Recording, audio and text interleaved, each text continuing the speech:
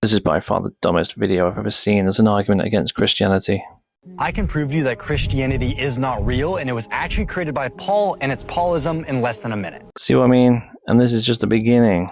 It gets worse from here. Paul never met Jesus, but he claims to know everything about him. That's funny because that reminds me of somebody else who had certain revelations in a cave. Paul claimed that his revelations were divine and that they didn't actually come from him. Once again, this is sounding very familiar to somebody else who's not Paul. Keep in mind, while I'm telling you this, Paul is acting like a prophet when he was never a prophet. Oh, the irony just keeps getting better or worse, depending on your perspective. Jesus never came down to spread a new religion of Christianity. He was spreading the religion that already existed at the time, Judaism. So let me get this straight. Jesus comes to spread Judaism, and then 600 years later, Muhammad comes preaching the same teaching as Jesus, apparently, yet starts Islam and doesn't continue with Judaism. How can someone who's never met Jesus tell us the teachings of Jesus that we're supposed to be following? The absolute lack of self-awareness this guy has right now is astounding. Paul, who was there during the lifetime of Jesus, was there when the apostles were martyred, knows less about Jesus than Muhammad, who came 600 years later. And if I'm going to make an assumption based off not knowing too much, I would think that Paul was doing it for personal gain.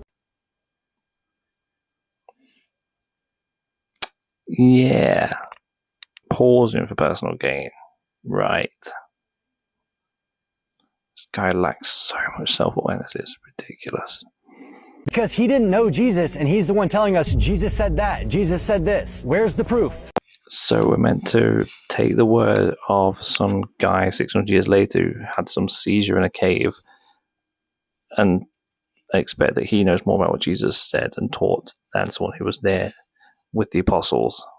Find me the proof that says that Paul is an authority and we should listen to him, because I can't find any. I mean, have you even cracked open a Bible? Read the New Testament? The risen Christ meets Paul on the road to Damascus and gives him authority. He then goes and verifies his teaching with the apostles. For 3 years. Where's the proof that Muhammad is an authority? And this just reminds me of why I love the religion of Islam. Because in Islam, there's no confusion like this. It just makes simple sense. Yeah, right. Islam's the most convoluted, poor, sorry excuse for us religion and scripture out there. The Quran is nonsense. Islam makes simple sense to simple minds, or people who are brainwashed into only learning Arabic without knowing what it means.